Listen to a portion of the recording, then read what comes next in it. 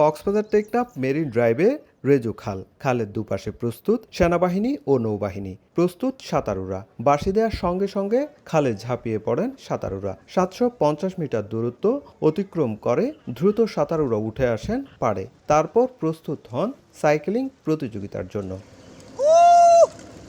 Cycle নিয়ে ছুটতে থাকেন সাইকেলিস্টরা। মেরিন ড্রাইভে প্রতিযোগীদের যেন অবিরাম ছুটে চলা, কে যাবেন কার আগে।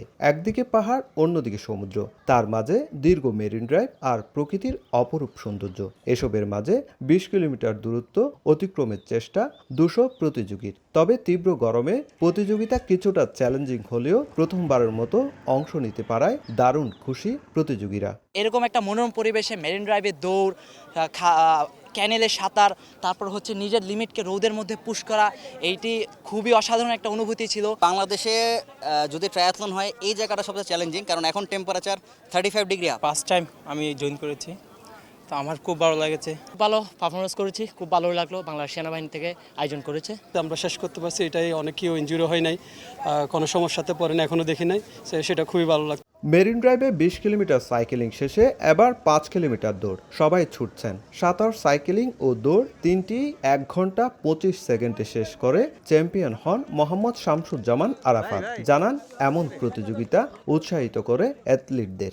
আমাদের এখন কোনো অলিম্পিক টাইটেল নেই, ইনশাআল্লাহ এই ধরনের রেসগুলো যদি রীতিমতো হয়, আমাদের স্পোর্টসরা যারা স্পোর্টস করে তারা অনেক এনকারেজ ফিল করবে এবং ভালো অ্যাথলেট বের হয়ে আসবে এবং যারা ইন্টারন্যাশনাল পদকগুলো নিয়ে আসতে পারবে ইনশাআল্লাহ। প্রতিযোগিতায় বিজয়ীদের মাঝে পুরস্কার বিতরণ করেন সেনাবাহিনীর 10ম পদাতিক ডিভিশনের জিওসি ও Cox's Bazar area commander major general Mohammad Asadullah Minhajul Alam. আর খেলাধুলার মাধ্যমে কক্সবাজারের পর্যটনকে বিকশিত করার মূল লক্ষ্য বলে জানালেন জেলা প্রশাসক। একটি পর্যটন কেন্দ্রকে নানাভাবে বিকশিত করা যায়।